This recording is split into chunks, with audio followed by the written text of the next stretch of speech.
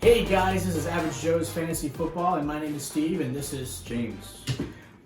So we're back at it, our Week 4 Start and Sits video. Before we begin, please make sure you like the video, and if you have not subscribed, please make sure you subscribe. Make sure you subscribe. I mean, you're watching the video, just hit the button. It's somewhere over here. Just hit the button. Just hit subscribe. Thank you. Please, make sure you hit it. Try to get us to that 50 subscribe button. Again, button. Just please.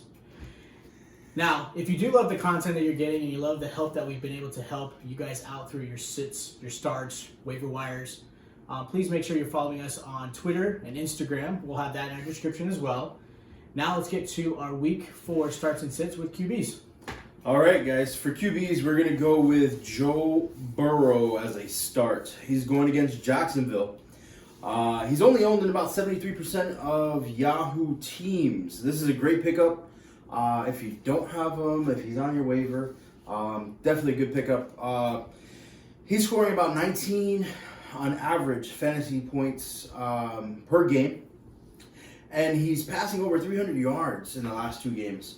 Definitely a start for me versus Jaguars, whose defense has given up about 2.3 touchdowns per game. He's also part of our waiver wire video if you haven't watched that yet, so let's make sure you look at that too. Then we're going to go with Fitzpatrick versus Seahawks. Fitzmagic is back. He's been scoring about 24 on average points in the last 2 weeks. He's facing the Seahawks, who's given up the most fantasy points to QBs right now. Definitely a good guy if he's on your waiver wire. You need somebody to pick up. Got injuries.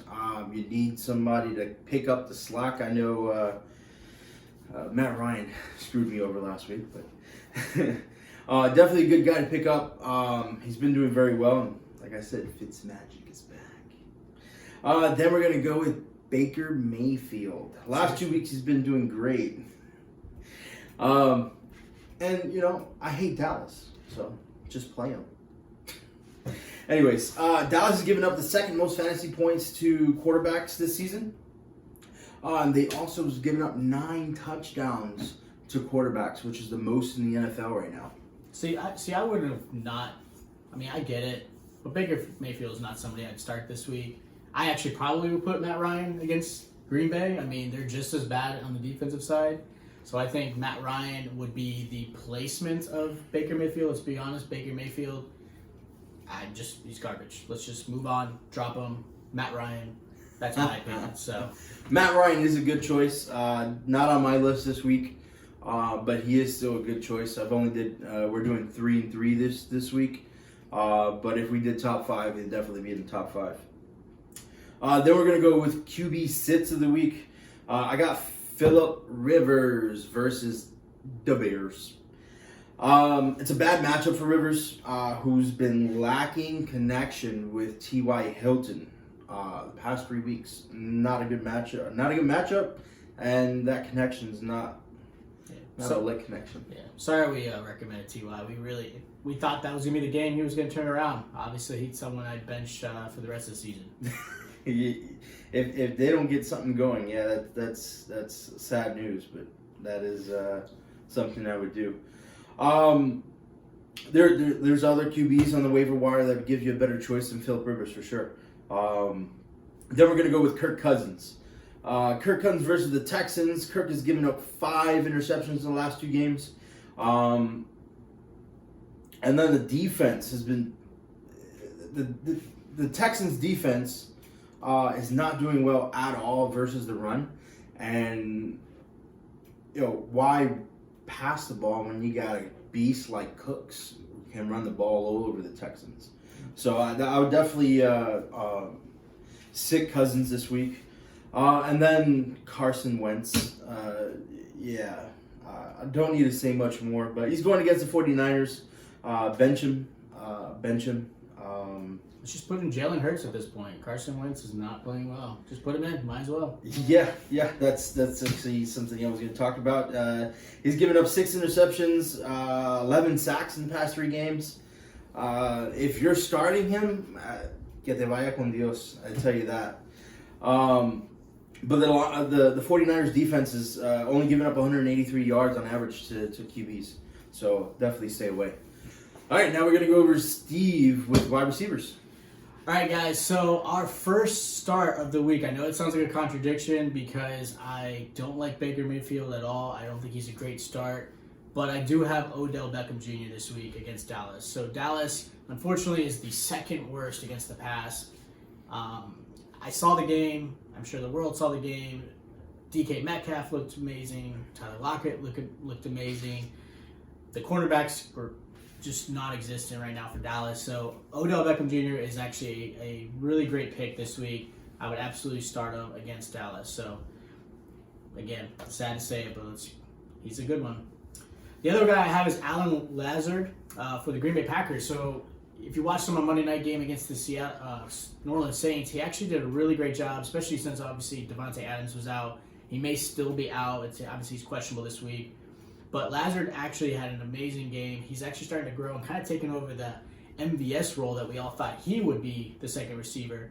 And, of course, Atlanta is actually the third worst in pass defense. So it looks like this current NFL, doesn't have defense. Everyone's just having these monster games.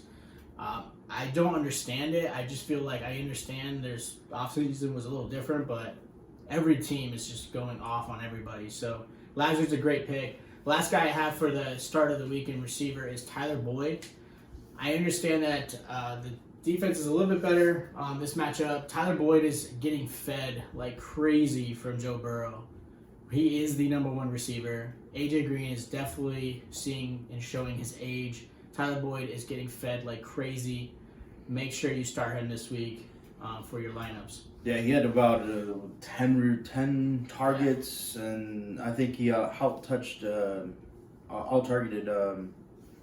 AJ Green, I think, by like 10-3 or 10-4. Yeah, I think a lot of people forget about Tyler Boyd. I understand Cincinnati's not a great team, but Tyler Boyd has been an amazing receiver the past few years. He's been growing into his own, so I would absolutely start him. So our first sit, I know a lot of people are probably going to give me grief for the sits that I have this week, but I just don't trust them this week. So the first one I have is Mike Evans for the Tampa Bay. Yes, Godwin is most likely going to be out. He's doubtful. They say of multiple games he may be out, so right now it's really going to be Mike Evans and Scotty Miller. But if you saw the game last week, yes, Godwin was back, but Mike Evans only had 2 catches, 2 yards, and 2 touchdowns. If it wasn't for those touchdowns, non-existent. And they're going against the Chargers. And the Chargers actually have a really great defense.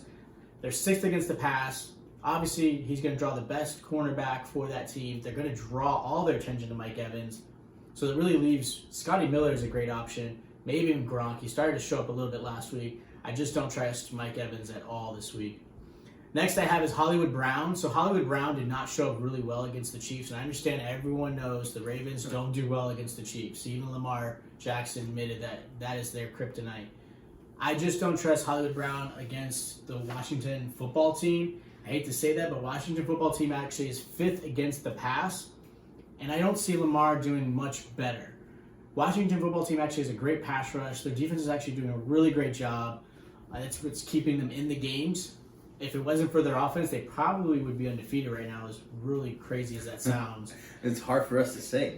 Giants and Cowboys. But I just don't trust Hollywood Brown at all this week. I just don't see him really having a great week for the Ravens. Next one I have is Adam Thielen. We had him last week as a sit, and if it wasn't for that touchdown, we were right. I mean, that touchdown helped him get close to 10 points for PPR. He only had 2 catches. There's just something going on right now with the Minnesota Vikings with the passing game. Kirk Cousins doesn't look right. He's getting pressured a lot. He's throwing interceptions. Adam Thielen, unfortunately, is in a bad situation right now. And they're also going against Houston, who's only allowed 46 yards to a receiver, no more. So they actually are playing really well against the receiver side. So I just don't trust Adam Thielen. Like James said, Houston's giving up a lot of rushing yards. So they're going to feed Cook, give Madison some of the carries. There's not going to be a great passing game. So I would sit Adam Thielen again. So that's your start and sits for week 4 for the receivers. Let's go over to running backs. All right, running backs. We're going to start off with James Robinson versus the Bengals. If you were one of the lucky ones to scoop up that diamond in the rough, definitely a start every week. until proven wrong. I mean, he's averaging 113 yards and a touchdown a game. So, Fournette, who? Joe Mixon. Joe Mixon's my next pick. Not been doing well. Not great matchups lately, but this one, pretty decent matchup versus Jacksonville. It is in his favor. Jacksonville has allowed 6th most fantasy points to running backs. So if Joe Mixon can't do it this week, you'll definitely be hearing something different from us next week. David Montgomery. David Montgomery versus the Colts. Cohen's gone for the season. He's going to have a much larger role and should be an RB1 here starting this week for sure. Then we're going to go into running back sits. Running back sits, we got Jerick McKinnon versus Philly. Philly's been holding running backs to less than 50 yards per game. That's a pretty good stat line.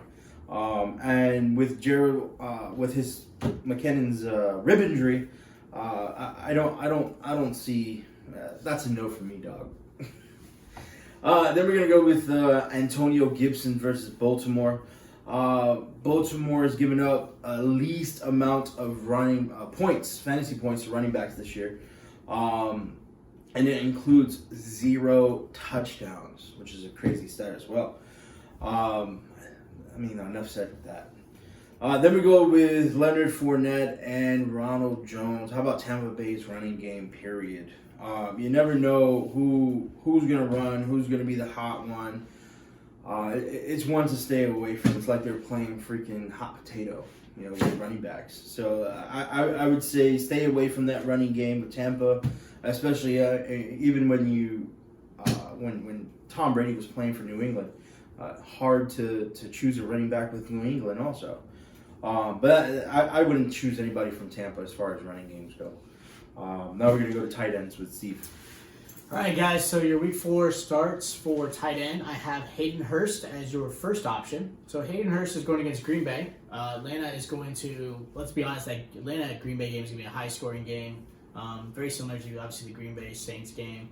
Hayden Hurst is going to see lots of targets, especially if what's going to happen with Julio. No one really knows. I know right now he's questionable. He's aiming for week 4.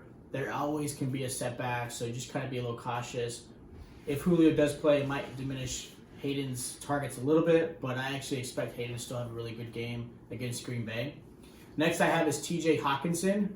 So the Saints actually have allowed 4 touchdowns to tight ends this season. So TJ Hawkinson's in a great position for Matt Stafford and the Detroit Lions to actually have at least 1 touchdown. I think he's going to get at least 6 or 7 targets for this game. So I'm thinking of maybe a 4 receiving catches and probably about 50 or 60 yards and a touchdown. So I think he's going to have a really great turnout against the Saints. Last guy I have is Noah Fant. So Noah Fant for the Denver Broncos. Again, going against the Jets. Jets have not had a great defensive showing. They're allowing 3 touchdowns to tight ends alone this season. Look for this Thursday night game to be I would say low-scoring game, but I think Noah Fant's going to be a standout. I also think Melvin Gordon's going to be a standout. I know we didn't talk about him in the starts, but I do think Melvin Gordon's going to be a great start. So I think Noah Fant, absolutely pick him up if you haven't. Maybe possibly look for a trade if you can squeeze one in and out before then. I think Noah Fant's going to be a great pick for Thursday night's game. Tight ends are pretty slim, so if you can get a Noah Fant, that'd be great. Yeah. So the first sit I have for Week 4 is Jimmy Graham. Let's get off the hype train. I get it. He's a name. He had an amazing game last week. That's one game. Jimmy Graham can show up every once in a while. Plus, he's playing against Indianapolis, and the Colts have only given up 21 yards to tight ends this season as far as an average goes. So I just would not start Jimmy Graham. I know a lot of experts out there put Jimmy Graham as a waiver wire pick. I wouldn't. If you actually watch our waiver wire video, I actually thought another tight end would be a great option in Mo Alley Cox. So if you need a tight end, Jimmy Graham is not the guy. Next I have is Evan Ingram. So Evan Ingram we had as a sit again. I know he's a big key to that offense. I get it, but the Giants don't look great.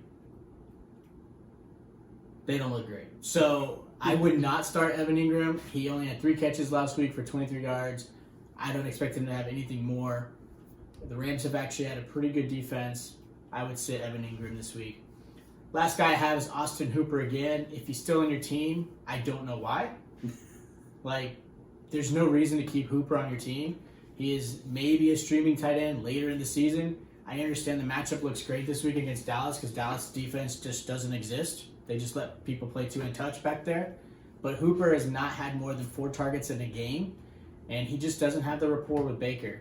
So I would sit Austin Hooper for sure for that. So, well, guys, this was our week 4 starts and sits. I hope you guys liked the video. I really hope you liked the content. I hope the information we've given you guys has really helped you, again, in the past few weeks to win some games. I know we've gotten some great feedback from our Twitter followers and our Instagram followers, really helping you guys out with your trades, questions, maybe your waiver wire picks, who to start, who to sit.